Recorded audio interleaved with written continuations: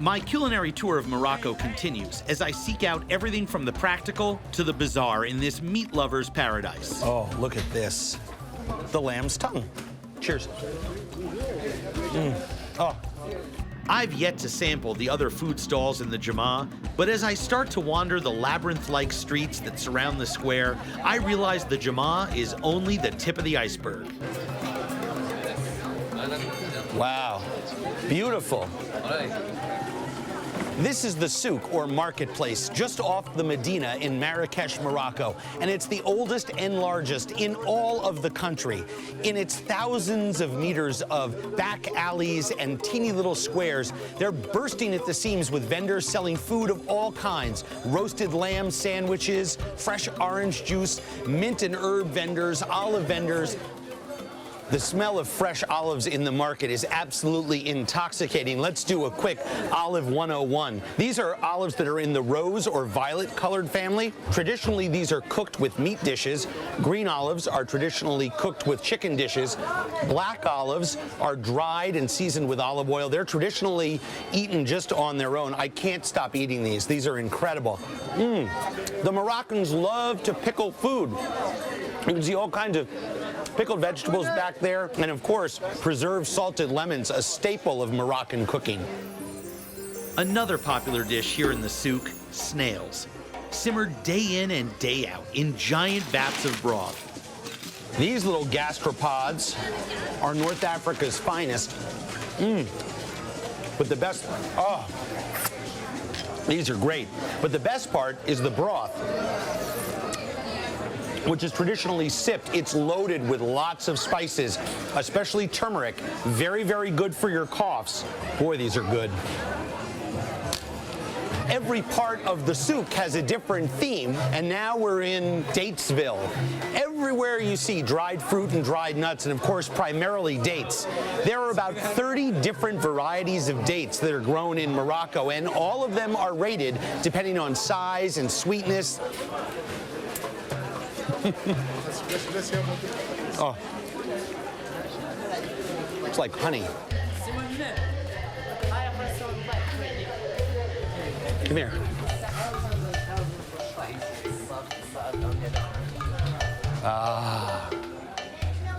One food item I've always been curious about is called Kalia, which I found in one of the souk's back alleyways. It's a staple of the Moroccan diet. Meat that is salted, dried, cooked, then packed in layers of fat, which preserves whatever meat lies underneath. At least, that's the theory. He's cutting away the meat with a giant scissor. That way he only takes the outside part, and spoilage is limited. Kalia is a breakfast food in Morocco, so I grab a tub to go for tomorrow. So we've got our Kalia, mystery meat, salted and cooked in its own fat, preserved. And we've got our amalou, burnt almond paste with argan oil and honey. And essentially, this is going to be our breakfast. Mystery meat and amalou, the breakfast of champions. Having packed my Kalia safely away, I head back out into the center square of the Jama. The vendors and grills are smoking. My first stop is stall number 9, which is jam-packed with locals. Always a good sign in my book. Now, all the vendors in the square serve different parts of the animal. And here you can get sheep's head, you can get beef liver or lung, and you can also get beef tongue. And that's what I'm here for. I like mine sliced extra thin. This is unforgettable. It's very sticky. It's very beefy. And let me tell you, these fresh tongues out here sitting in the sunshine, it's a little gamey as well. As I walk through the stalls, another interesting melange of meats catches my eye.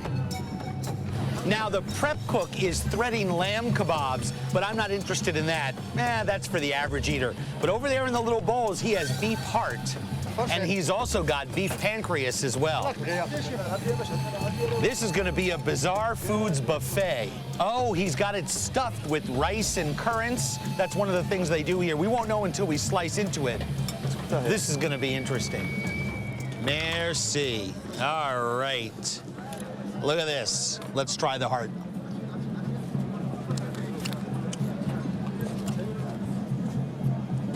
Oh. The texture on that is horrifying. A cow's heart is very big. So if you have squares from a solid piece of the muscle, it's very tough.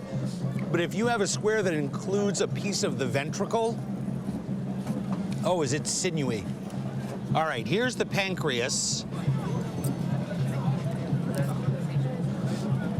Words fail me at a time like this. There's a crunchy aspect to the outside of the pancreas that I really can't explain. But from a flavor standpoint, it tastes just like blood sausage, which I like. So despite its gamey, minerally quality that all innards share in common, I quite like the taste. Now, no one should eat pancreas alone, which is why I was more than delighted to make room for 2 Japanese tourists who recognized me from my travels through Asia. You want to try something with me? Yeah, why not? Have you been to Morocco before? No, this is first time. Ah, okay. So what you do is you take a piece of bread, Right. and then you take one of the skewers, Right. and this is Moroccan yakitori. Yeah, exactly. Exactly. So you just take a little like this. So what do you think? It's good. It is good, isn't Liver, it? right? Liver. Yeah, it's, I don't know very which good. piece you got. Some is liver, some is heart, but yes, it's very, very good. I'm so great to see you. When I was so, oh my God. You are the last person I expect to see here. I'm the first person that you should expect to see here. You're right. Exactly. As the sun goes down, the square lights up, and the revelry continues well into the night.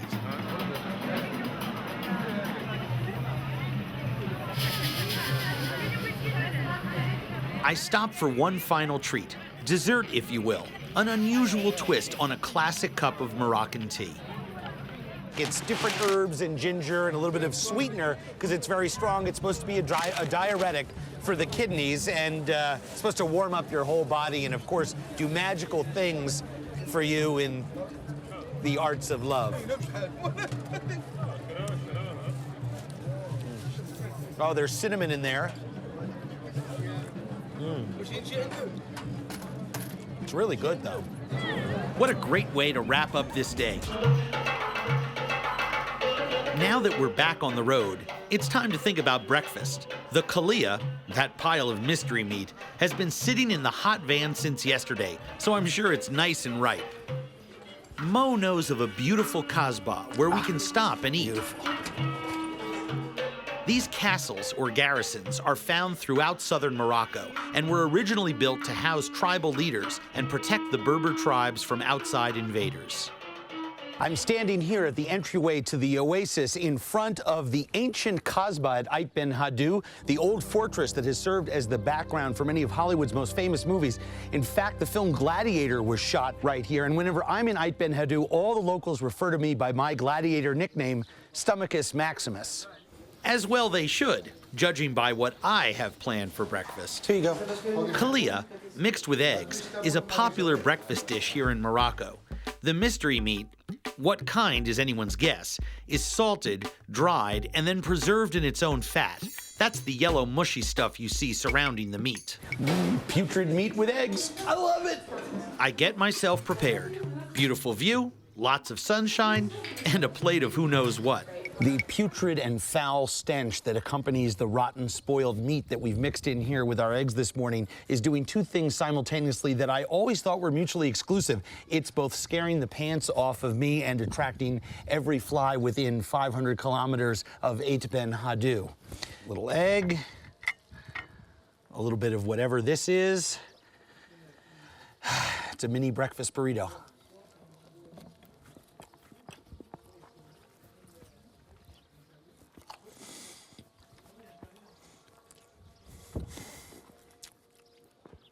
Oh my gosh.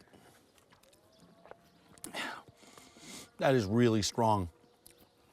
The smell through my nose is of rotted meat. There is no amount of visiting some of the most hellacious and foul-smelling places on earth, and trust me, I've been there, that matches up with getting your face up close and personal with a little Kalia for breakfast. I think I can. Oh my God.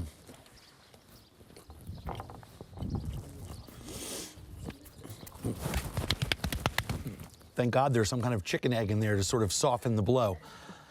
Oh, my Lord. If you really want to understand the culture of a country, you try everything, you eat everything, and I just defer to the people that enjoy this dish, and I defend their right to eat Kalia every single morning of their lives if they like. For me, it's definitely an acquired taste. But you got to give me some points. I tried it twice. As my Kalia fades into a bad aftertaste, I'm off to cross the mountains to Ouarzazate and the southern oasis.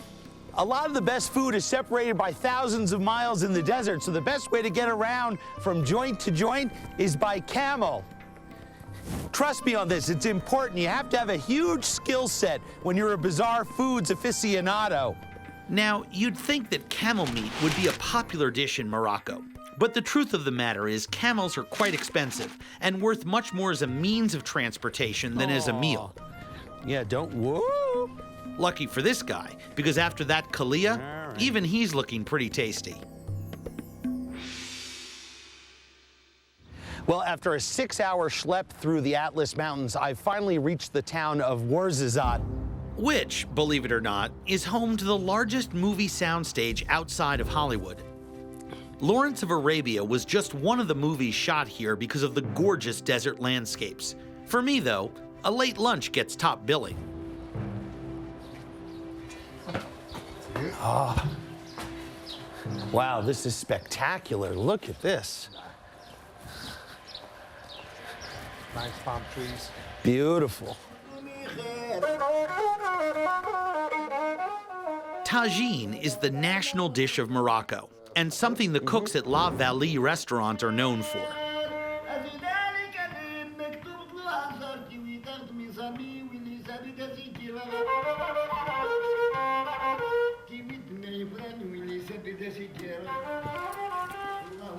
Oh, the Tajine. Super. Oh my God. That's so incredibly moist. Yeah, From roasting in that cylindrical pot. it is. And the lemons are so tart and salty. The Unbelievable. secret is in the juice, you know? Oh, always. The name Tajine describes both the food and the dish it's cooked in. It contains meat, in this case chicken, vegetables, nuts and spices, all cooked over an open fire. Let's talk about the chicken for a second, too. Yeah. Obviously, this is not chicken from the neighborhood supermarket. This is chickens from out in the yard. Yeah. They've got a much stronger poultry flavor than most people are used to. That can be sort of shocking when most people taste it for the first time. Correct. And if you're really going to do it up right, you end the meal with another local favorite, mint tea. You know, in this country, when we drink mint tea, we say bisaha. Bisaha. Yeah, bisaha. Bisaha. Enjoy your tea, my friend.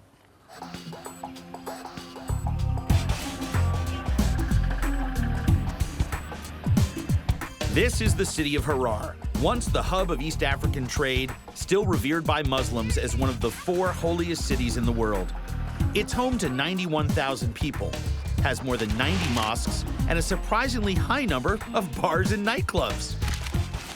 The most interesting part of town is the old walled city, a tangle of 360 alleyways packed into just 1 square mile. I'm finding my way around with help from our tour guide, Hailu Gashaw, who's taking me to a friend's house for lunch. Hello. She's Alfia. Hello. Andrew, very nice to meet you. Thank you for having us here. Hailu's friend, Alifa Abdullahi, owns and operates a local hotel and restaurant, but this is a home-cooked meal. What's on the menu today? The most interesting food in Harari tradition, this one is the best food, which they call wakalim. Wikalim is ox intestine, stuffed with chopped goat organs and hung out to dry. It tastes very nice. Yeah, that Haris- looks really good. In Ethiopia, anything to do with food usually turns into a community event. Alifa's friends, neighbors, and daughters all pitch in. What are these? Mintawi. It's called zuhuk. Zahouk? Zuhuk, yeah. Kamadi, it's made of wheat. Wheat, yeah. Wow. That is so cool. She does it entirely by hand. Yeah. Wanna try to make this? Sure. Oh my gosh. This is much harder than it looks. Luckily, I've got lots of advisors. Put your finger inside the water. and it helps you.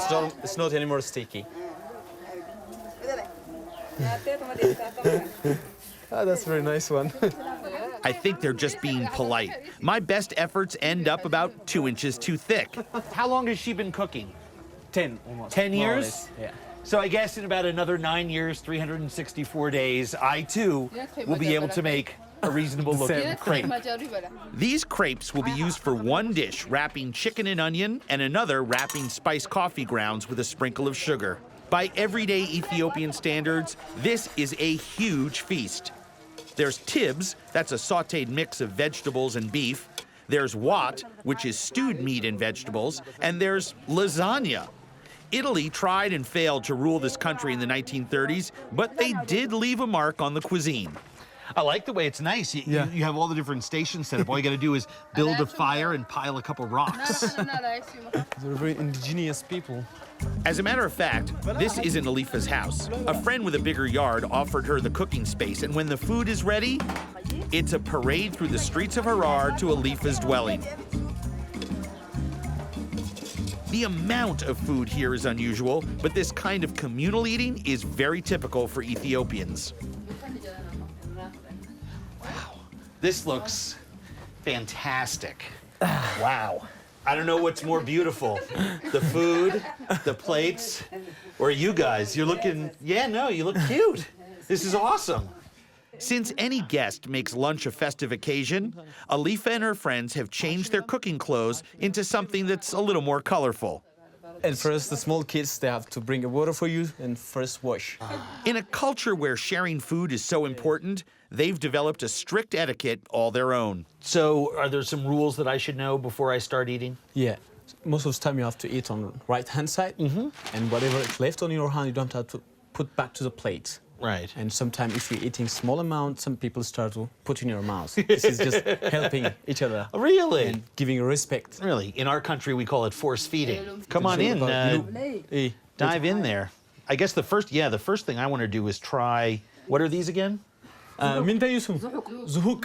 That's Zahouk. Yeah. That's the crepe, stuffed with chicken and onion. Good? Yeah. Oh, very good. Just get. Very good. Wow, the zahouk is very nice. You did a nice job on the zahouk. Now it's time to try some of the wekalim. You remember, the ox intestine with chopped goat innards inside?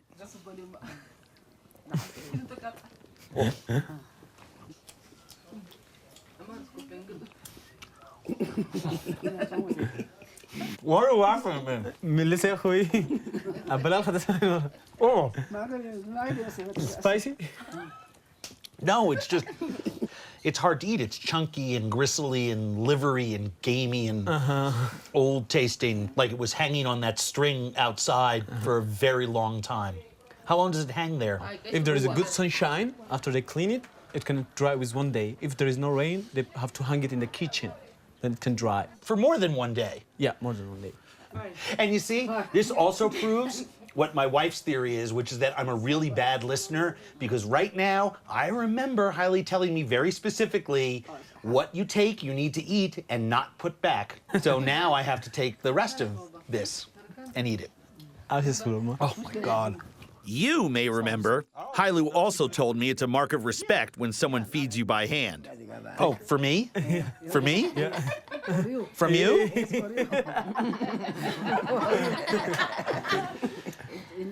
No, not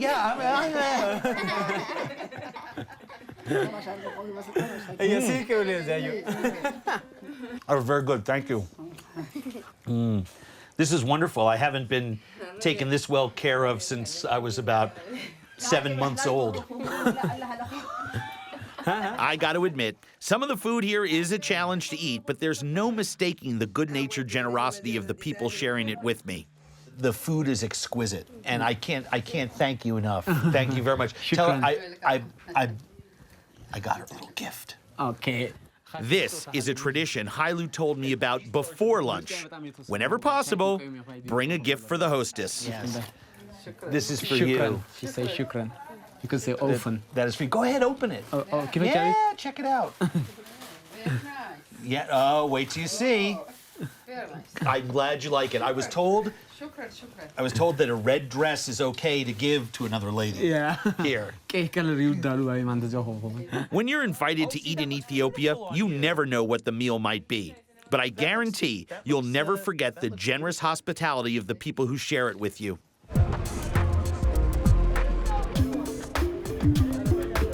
Lake Victoria is the largest lake in Africa and the world's second largest freshwater lake. The fishing industry here employs more than 500,000 people.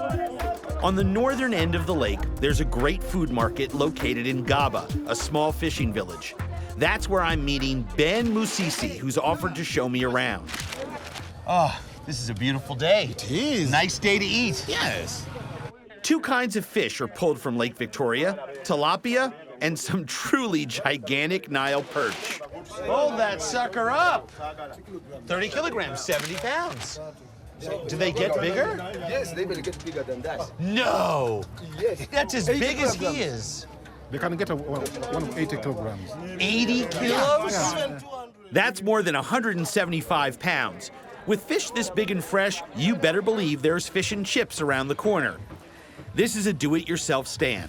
Just slice a sweet potato and stuff in your fish. Pretty gnarly looking, really. Fish and chip sandwich? Kampala style. You got right. That's really good. Fresh fried fish, fresh fried sweet potatoes. There's nothing strange about this. This is just fantastic. While 80% of all Ugandans live mostly off the land in small villages, the rest rely on markets like this one. There are many native fruits and vegetables sold here, and a few that I've never seen before. What are those? These are fruits. Fruits? Yeah, from a tree called emin. Emin. The fruit that's grown on the amin tree is called impafu. There are seeds inside of it, but you eat those too. This is one of the stranger things I've ever eaten. Sure. It's really starchy. It's very sour, and you'd think you're eating an olive, except the texture is like a cooked baked potato. Yeah, but if you try one, you don't want to stop. Agreed. Well, I recognize these, samosas. Samosa, yeah. The Indian fried pastry snack is completely assimilated into Ugandan cuisine. They even fill it with some of the same ingredients. Well, it tastes like sheets of dough with fried rice inside. Doesn't taste very good, but I imagine it's very filling. The ones with the peas in it are killer. I told you. Yeah.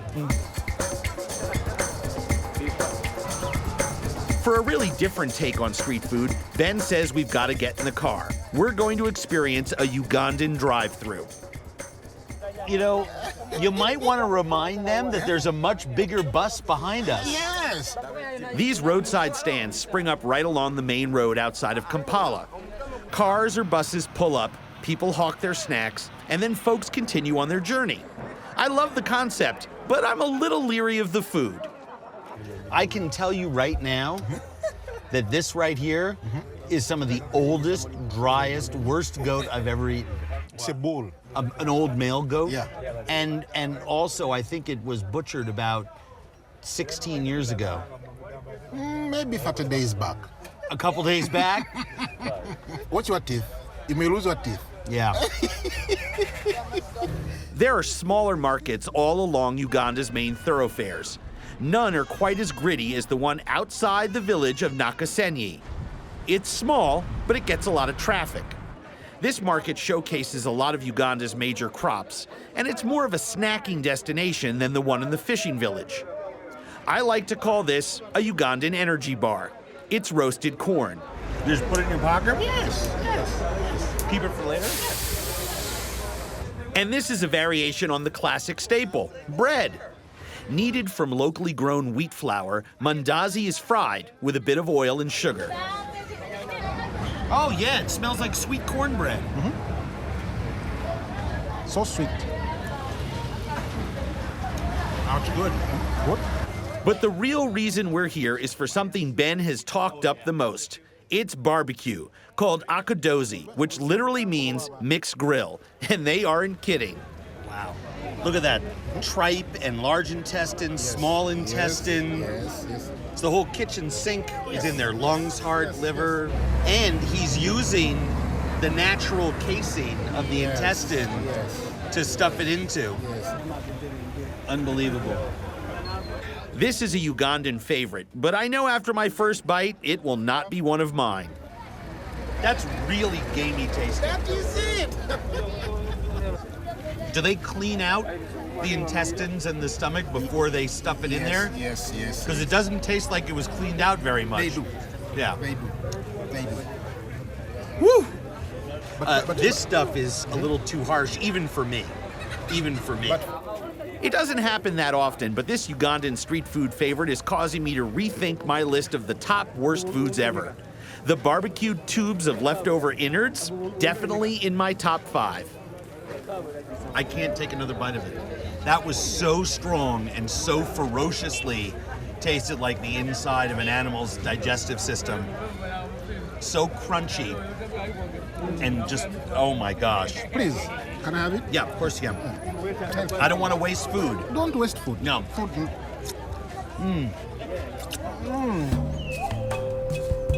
Mount Kilimanjaro in northeastern Tanzania sits about 200 miles south of the equator. Even though the summit is snow-capped year-round, just about every climate is represented on the mountain. The Chaga live on the lower slopes and created an ingenious irrigation system for terraced farming. Because of their early contact with missionaries, they were the first to have access to education and healthcare, and they are one of the most upwardly mobile ethnic groups in Tanzania. But they still prepare their traditional fare the old-fashioned way.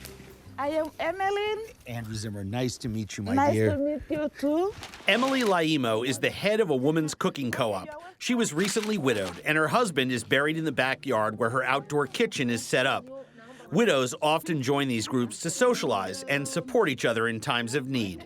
Today, they're preparing a trio of traditional soups.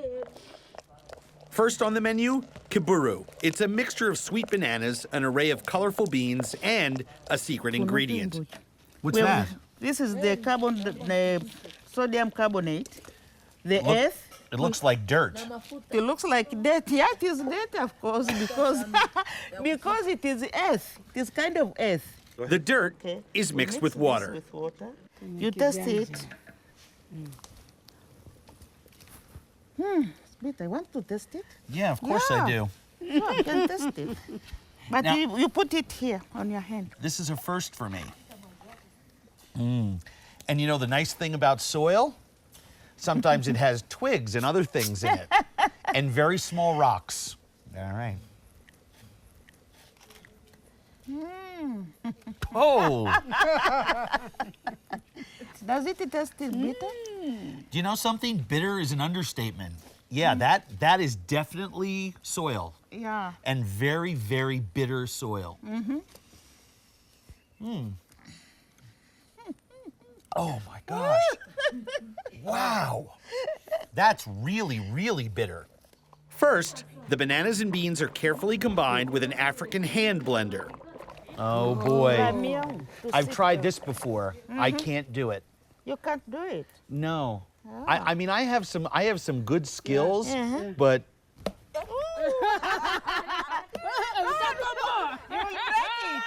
The key, as I quickly learn, is not to mash the beans. And once they rescue it from me, the soup is ready for the dirt water to be added. Yeah, just put a little. now does the sodium bicarbonate in the soil help to break down the beans for digestion? Yes. They say it is It's- kind of medicine also. It's medicinal. Yeah. May I taste it? Sure.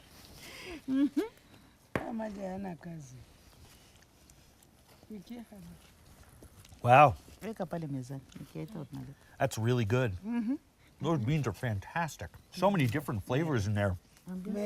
And I don't mean this as a pun, but it's very, very earthy. Yeah. I mean the beans and the bananas and the soil, it actually works together from a flavor structure standpoint. The women make another soup with matoke, a starchy banana that grows in Uganda. The matoke is cooked with onions in a beef broth. Women eat it after childbirth to restore their strength. Cheers. Okay. Thank you very much. This You're looks welcome. amazing.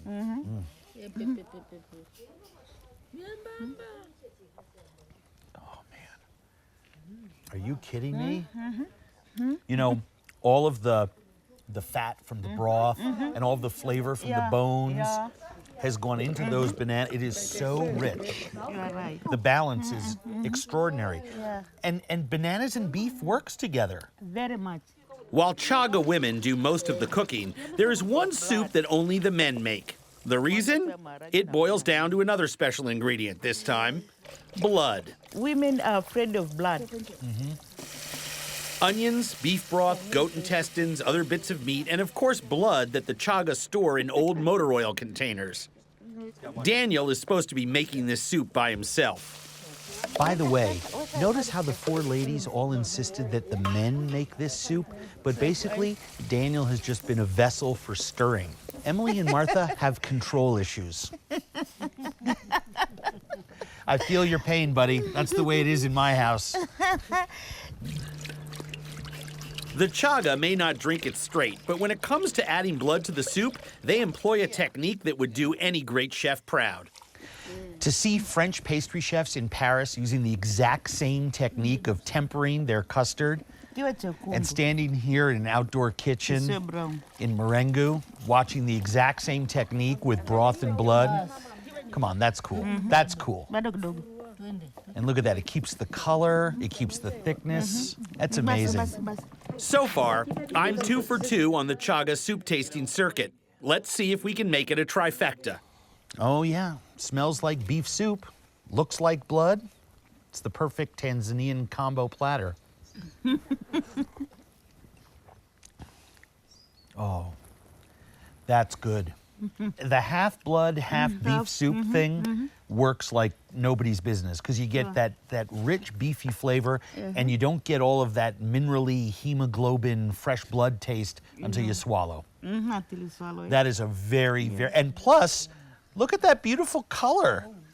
It doesn't get any better than this. Hanging out in an open-air kitchen, sharing a few laughs, and some great food. This is dynamite. This is dynamite. Ladies, Daniel, I won't kiss you. I'll shake your hand. I'll kiss you, though. Thank you. Thank you so much. This is extraordinary. Yeah. Traveling in Madagascar can feel like taking a drive back to the dawn of civilization. How many of the world's great cities started out as a few huts erected at a strategic point along a river? London, Paris, Alexandria, all started out looking a lot like the village of Tomena. The best part of traveling the world is that you walk into certain situations and it is like stepping back thousands of years. This little cluster of huts grew up at the ford of the Tomena River. A dozen families live here, selling food and charging a $1 toll for the few vehicles that cross here. I made a special trip to this little place because I heard they eat something here that you can't find anywhere else in the world. Erica Rosanarina goes hunting for it a couple of times each week. The men of this village work in the nearby rice fields, but today I'll be doing women's work.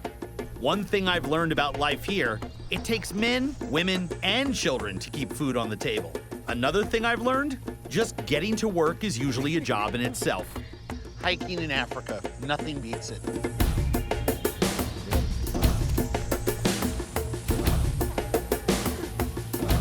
Finally, about a mile from the village, we reach this little grove. The food treasure we're looking for is inside. Oh, I see them. The locals call these giraffe beetles. They use those long, pointy things to suck out the tree sap. I'll be collecting and eating them. But there's a catch. The problem is that these little bugs live in these little grassy, twiggy papyrus areas, but so do the buffalo beans, which are poisonous, give you a horrible rash almost instantaneously.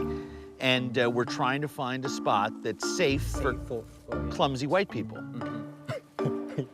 Let's just, I'm just saying. But there is no safe spot. You know what? So the production crew just has to suck it up. I got the spot. And so do I. Wow. Look at all of these. Right here on this little piece of dead vine. So we got the bugs, but we're paying for it. We're both stung. I can feel it on my fingers are burning, my arms are burning. That burns like a mother. Seriously, I'm sorry. There they are. They look like something out of Dr. Seuss. Locals call them beetles, but for the record, the experts back home say they're not really beetles. They're a rare species called Zana tenebrosa. But with both my arms feeling on fire, I really don't care what you call them. I'll tell you one thing though, it better be good. While I've been making a big production out of collecting one strand of beetles, Erica has been quietly working away in another part of the grove. So while I was busy getting like 3, you guys have like 20 pounds of them? You've gotta be kidding me. That is the most shaming thing. She laughs about it, but Erica's skin burns just like mine does. What to me seems like searing pain, to her is all in a day's work. So maybe I'll just shut up about my burning rash. Back at the village, they're preparing a lunch of freshly caught river eels. But the bugs are the most popular thing on the menu. But one thing is true all around the world, regardless of where you're eating bugs or beetles, take the wings off. So you just boil them in salted water?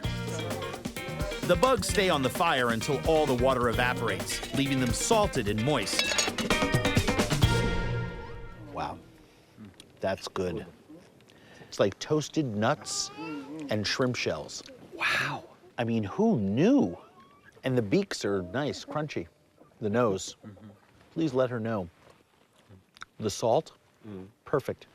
Without that salt in there, be very, very flat. It was very nicely done. Well seasoned. The eel, I have to say, is not such a big hit. Nothing against the way it's cooked, it's just because of where it came from. I gotta tell you something. Eels, catfish, other freshwater critters that live in the mud, they taste like the mud. This tastes muddy. But I'm getting addicted to those Zana tenebrosa bugs. This is one of the best bugs I've ever eaten. Not even close. These taste like roasted pistachios mixed with shrimp. It's amazing. And one of the things that occurred to me the moment I tasted the first one and I liked it was I may never get a chance to eat this again. It was a very rare experience. For sure. That's why we invited you here. And that is what friends are for. Sunrise in the Katatura township of Namibia, where the buildings that apartheid built still stand. But a lot has changed here since liberation in 1990, like the Oshetu market across the street. Though the market is relatively new, built in 2005, the food is not. Here you can literally eat the history of the African tribes, whose descendants bring traditional foods to the city. Keep the change. Like dried mopani worms, a caterpillar that feeds on the mopani tree. They are a staple of the Ovambo tribe, sometimes called the Oshuvambo, which is also the name of their language. Throughout history, the worms have been an important source of protein across southern Africa. Now, mopani worms in general are okay. One that still has all the sour, dried wood mulch inside its stomach, fantastic. Ah.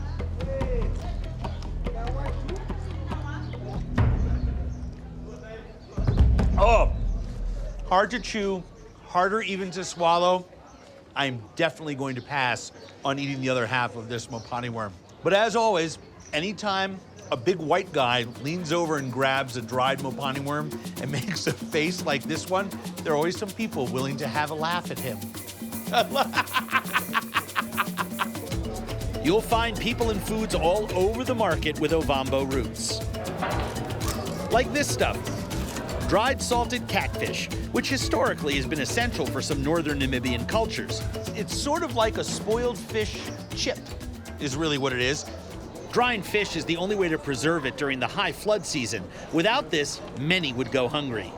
A food of subsistence, a food born of necessity, a piece of food that you eat not because you want to, but because you have to. You want some fish? Here. And for the Oshavambu that have moved down into the city, it's here because they grew up on it. What do you think? It's pretty good, huh? pound it. Pound it. Don't leave me hanging. See you guys later. Nice to meet you. I could spend all day hanging out with these kids. But then I'd be missing the main event out front, Kapana. It literally means burning meat. And having seen this on other trips and resisting temptation long enough today, I succumb. I love the smell of meat burning in the morning. The customer stands at the grill and eats, and then pays for what he consumes, about 50 cents a serving. And look at that. You just roll it in crushed chilies and sea salt. Amazing. And here's that meat from the skirt. Oh. Melts in your mouth. There are nearly 25 grills, and behind each one is a guy butchering a freshly killed animal. Customers start showing up at breakfast time, and the stalls sell out by 2 p.m. This is grass-fed beef from cows who've never seen an antibiotic. Any cut you want, cooked the way you want, crisp the way you want. You're not at a table tucked off in a corner all by yourself. You get to hang out with the boys. How often do you come to eat a meal like this? How many times a week? 3 times a week. 3 times a week. All right, so here's the deal. You guys eat the rest of that. I gotta pull the ripcord because I basically have stuffed myself on grilled meat. Walk away, Andrew, walk away.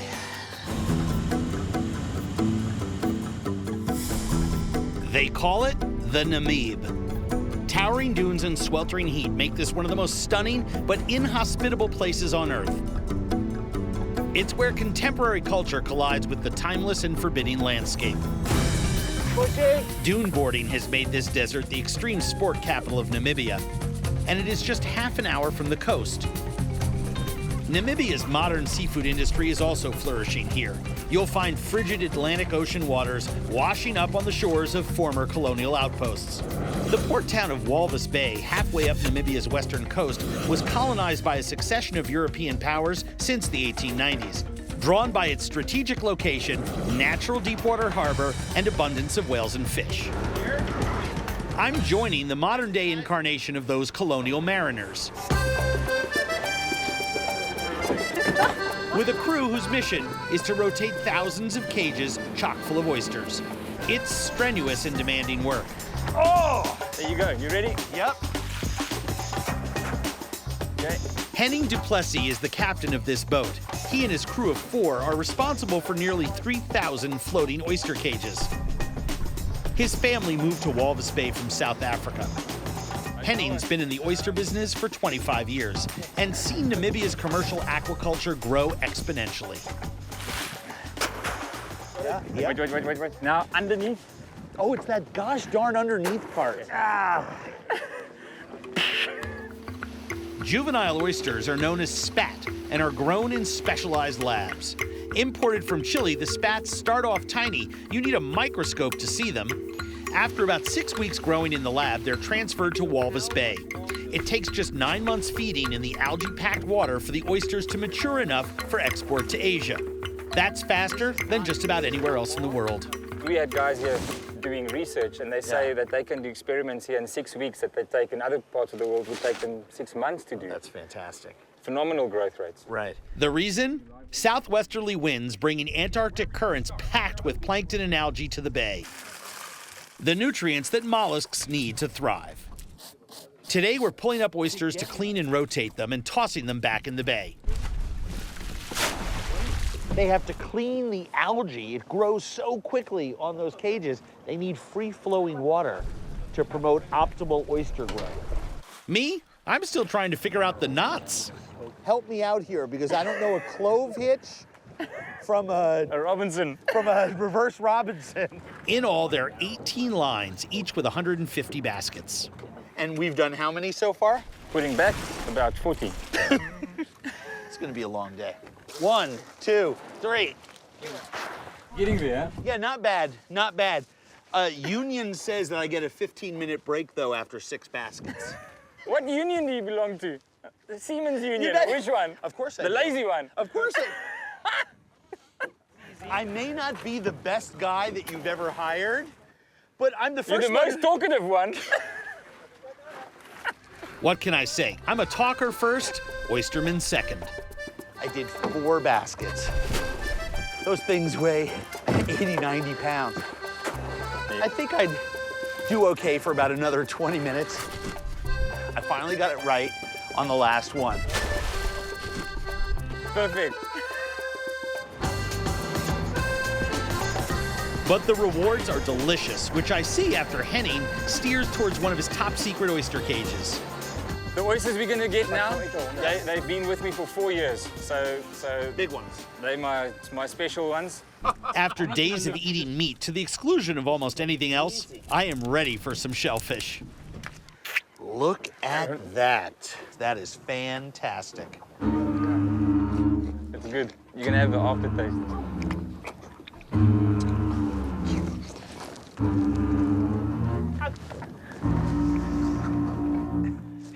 That was about a ½ pound of oyster. Fantastic. It's very sweet, very melony up Yes. front, Yeah. very briny, very intense on the backside. Oysters are not indigenous to Namibia, and the local guys who do all this work to grow them can't stand the taste. Bonus You guys time. don't eat oysters, do you? No. Guys, thank you very much. This is awesome. Thanks for letting us hang with you for a day.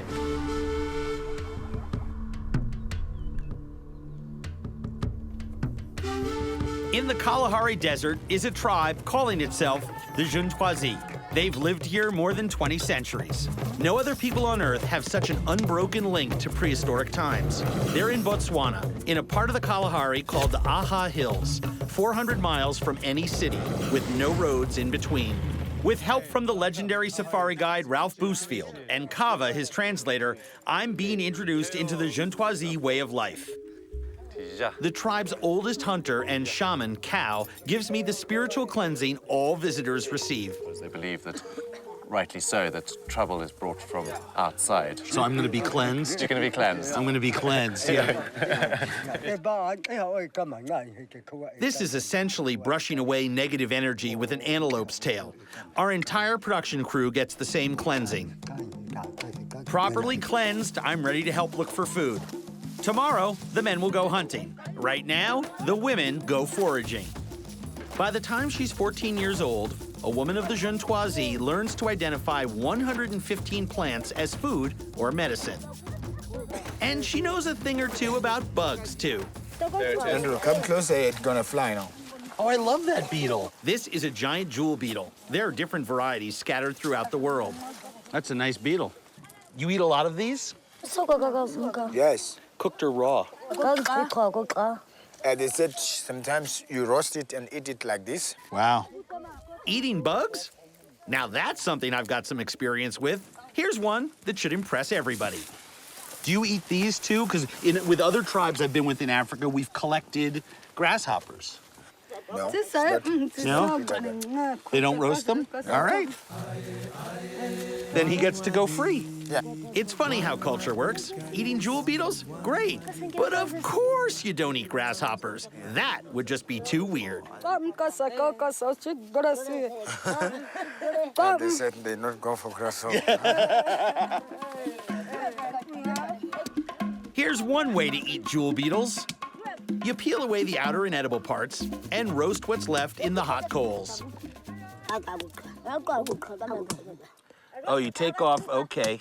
Take off that hard shell on the head, and then you eat the rest of it? Yeah. How fabulously appetizing. I'm thrilled. Thank you. It's the first jewel beetle I've ever eaten.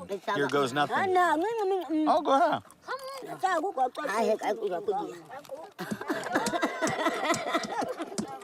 Crunchy, a little bit bitter. Overall, very much like crab or lobster guts. That was very good. Mais oui. Mais oui is my best attempt at saying thank you in the local dialect. I'll soon have another taste treat to be thankful for. If you really want to make your jewel beetles stretch for a few meals, just grind them into paste along with some crushed mugungo nuts. Those nuts are plentiful and rich in protein, so they're the staple of the local diet. She's dropping them one at a time and grinding them Mixing them in with the beetles, wow, that's gonna be really rich. Look at this, you can see all the broken little bits of beetle shell, the nuts, because you have all those health benefits and the protein and the fat. This is sort of like the energy bar of the Kalahari. So very important just to take my share. May we? You see that green color? It looks like lobster or crab tamale. Wow. It's like crab guts mixed with peanut butter. That's good stuff. Juntoisie means the people, and the week I spent among the people was one long lesson in human ingenuity. The food they eat and the tools they make for getting it. Just about everything here is created out of the surrounding desert. Water bottle made from the fruit of a baobab tree. Beadwork made from ostrich shells. Medicine pouch made of turtle shell. Rattles for ceremonial dances made from caterpillar cocoons. That's a hunting kit. That's a kuru. The arrows are kept inside there. Why? And they're poisoned arrows. Actually, these Poison arrows? Poison arrows, yeah. An extraordinary poison. A tiny little arrow can kill an elephant. Yeah. Wow. Yeah. There is no known antidote whatsoever. If you get one in you, ouch. That's it. Tickets. No doctor, nobody anywhere in the world can sort you out. The Juntoisie make their poison from beetle larvae that feeds on poisonous plants. The bows are made from fire-treated sticks and strung with antelope sinew. The arrows have no feathers, meaning a hunter has to get very close to his target. Cow agrees to give me a shooting lesson using non-poisonous arrows.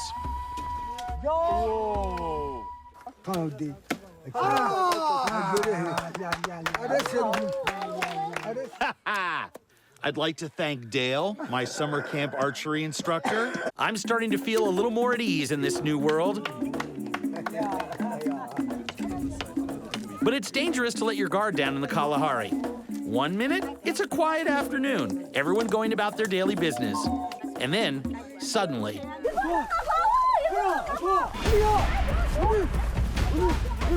What is it? Black mamba. Oh my God. The village is invaded by a 7-foot black mamba, the deadliest snake in Africa. It's called the 5-step snake. One bite and you're dead before you walk 5 steps. It's hiding somewhere in this brush. The black mamba is one of the fastest snakes in the world. Oh my God. Suddenly it's on the move. Is it in the tree? Oh my God, it's in the tree. It's in the tree. Oh my God, it's huge. It's not enough to drive this snake away. The mamba is territorial. If it escapes, it'll come back, threatening the lives of every man, woman, and child here.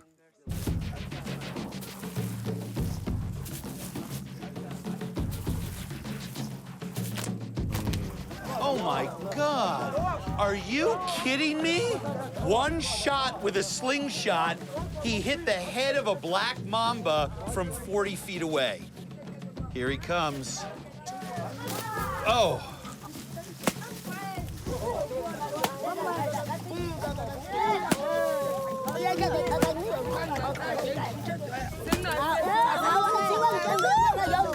See, now, we've done everything but cut its head off, and it's still moving. That is one brave lady. I think he's dead. You know what that is? That's a mom. That's a mom saying, "Get out of my village." This is a place where any step you take can literally become a matter of life and death. I'll be stepping very carefully for the next few days.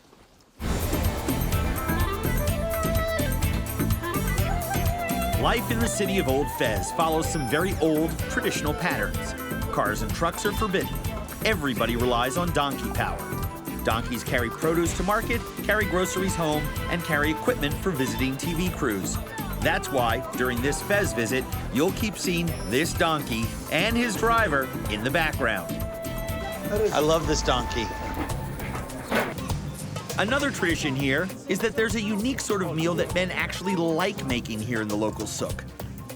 Today, local chef Tariq Hardeen is going to teach me how it's done.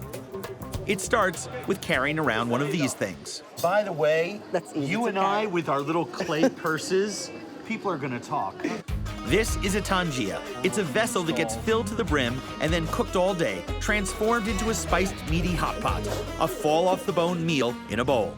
So you basically build your own and then just drop it off to be cooked. That's the thing. It's going to be so easy. I like that. Right? It's a perfect way to stroll the souk, socialize, and while you shop and cook, you can stop in at any of the hundreds of stalls and eat some more. Yeah, this is fantastic stuff. This is malukia, a slimy, spinachy leaf vegetable sautéed in olive oil, cumin, garlic, and lemon juice. Think okra for texture. Think cooked pea tips for flavor. Smell it first and see. Sweetheart, I've put the fermented bungholes of dead animals in my mouth and liked it, so. Yeah. Oh, delicious. It's like bitter water spinach, but all that delicious garlic. It's perfect. That's great. That's great. The souk is arranged the way it was 1,000 years ago. Spice vendors in one corner, vegetables in the other. Our first stop is the meat souk. Just look for the sign. Here we go. Rule number 1 in the souk, go with someone you know. My first visit, this guy sold me a phenomenal stuffed camel spleen, so I know the product he's slinging is pretty darn good. Today, he's carving up some fresh camel ribs. Look at that.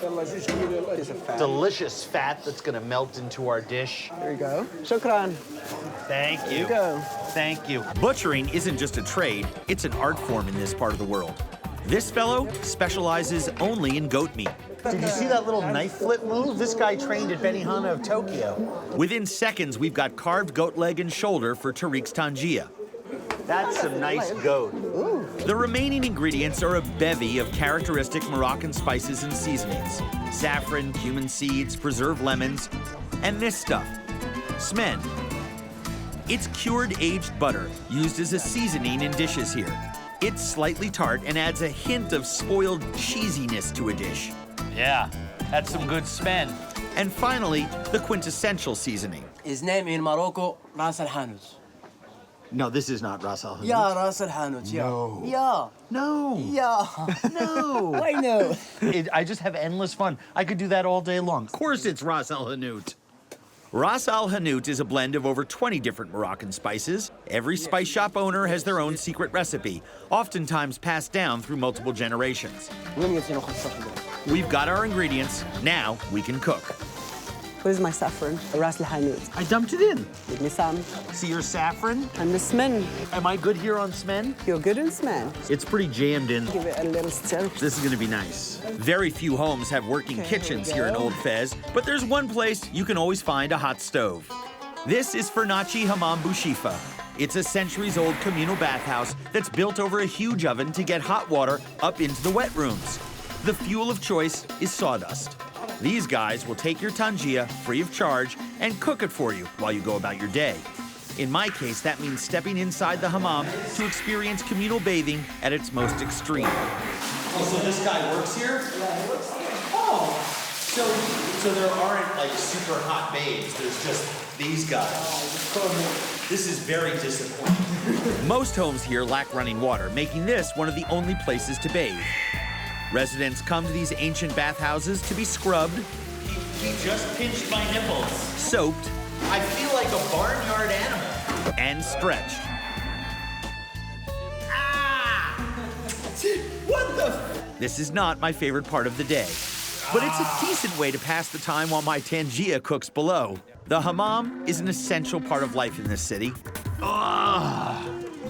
So is this place. Tangia's in tow, we're finishing our day at one of the classic institutions of the Medina, the tea house. Morocco is a country fueled by tea, mainly mint tea. Here in Fez, you'll find it on every street corner. Hello, how you doing? This is Tariq's goat, sampled with fresh bread from the local bakery. I'm glad that you like it.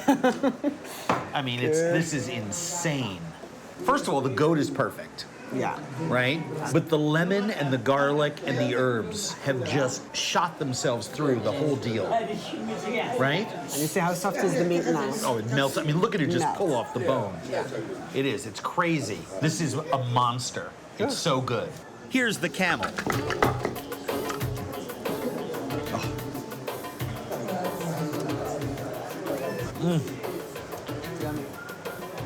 It's nice. You know, I wouldn't describe this meat as gamey, but it's got a pretty robust flavor. And just rubbing it on the lemon, it's incredible.